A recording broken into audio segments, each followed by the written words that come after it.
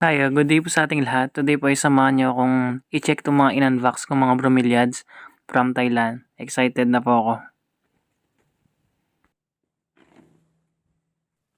And bali dumating na po yung ating mga order na bromeliads na mga kakaiba from Thailand.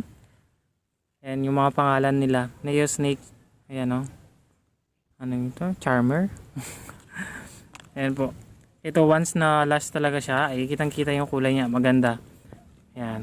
Nabili ko po to ng 2,000, ay murang-mura na po. Compare dito sa Pinas, pag binenta na to sa Pinas, nasa 4,500 to 5,000 each po yung ganitong klase. Kasi ito pa po yung iba. Ayan. Ito. Ayan po yung mga pangalan nila. Oh. Ang haba. Parang tiger din, di ba? Pero ito ay maganda. Ayan. Oh. Tapos dito meron pa. Hindi ako magkamali. Parang 1.8 or 1.5 to. Ayan.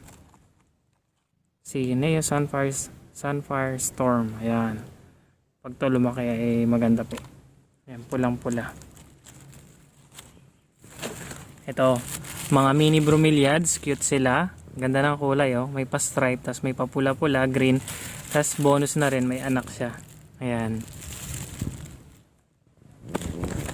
Ito oh, ito din. Bonsai. Ayan, medyo mahilig ako sa bonsai. Mas nakukutan ako ngayon. Tas ito pa po, ayan.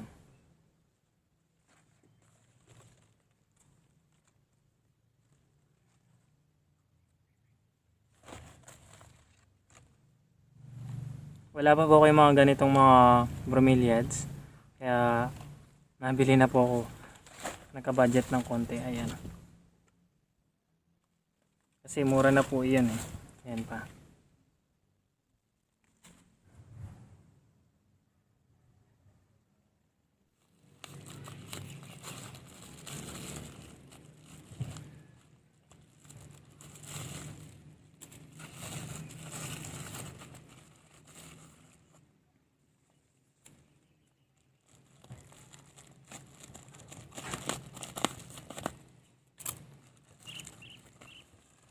Kaya kung napapansin nyo po kagandahan ay pinadala nila dito na may coco cubes pa sila. Ito parang konti pa lang yung roots niya pero ang laki niya na. Or bagong tanim pa lang nila. Ayan kasi palabas pa lang yung roots. Pero yung mga coco cubes nila kung napapansin nyo, yung pagka-chop nila ay sakto lang. Parang small size lang. Hindi katulad sa atin medyo malalaking hiwa. Pero kahit malaking hiwa ay okay na okay din naman sila. Kakapitan din ng ating bromeliads yan. Yan, di ba? Palabas na yung roots niya. Tapos parang may fertilizer silang ginagamit. Hindi ko alam kung anong fertilizer, yung kulay yellow na yan kung nakikita nyo siya.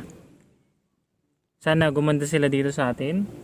And for sure, mga 1 week lang sila dito or 2 weeks ay na-acclimatize na sila or medyo sanay na sila sa climate natin dito sa Pinas. Kasi meron naman silang net kung nakikita nyo. Hindi naman sila mabibigla sa araw. Ito po kung napapansin nyo, talagang kapit na yung ugat ng ating bromeliads. Ayan o. At yung mga gamit nila mga paso doon sa Thailand, kung napapansin nyo, ayan. Parang ano lang sila, wala man isang dangkal, no? Or parang 5 inches.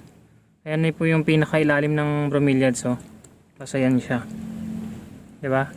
Hindi kailangan na malaking paso. Pero ako, ito kasi, ay nilakihan ko ng konti para talaga natin sila sa plastic.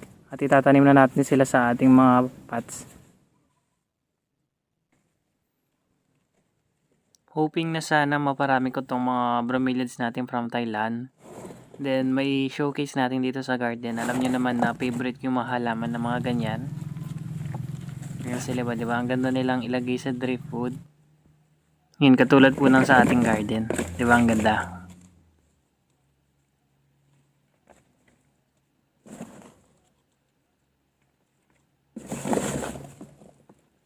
At for those asking po pala kung nagbebenta kami ng bromeliads plants, yes po, nagbebenta kami. At nagpo-post kami ng mga available na bromeliads or mga baby nila sa page ng Marjan Tolentino. Lahat po ng inquiry sa mga halaman ay dyan po kami nagre-response at ang shipping po namin ay once a week po.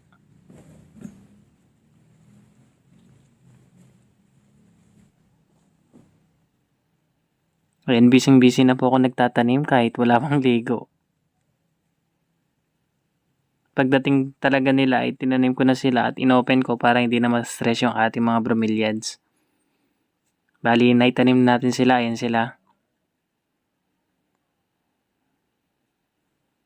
Ang gaganda nila.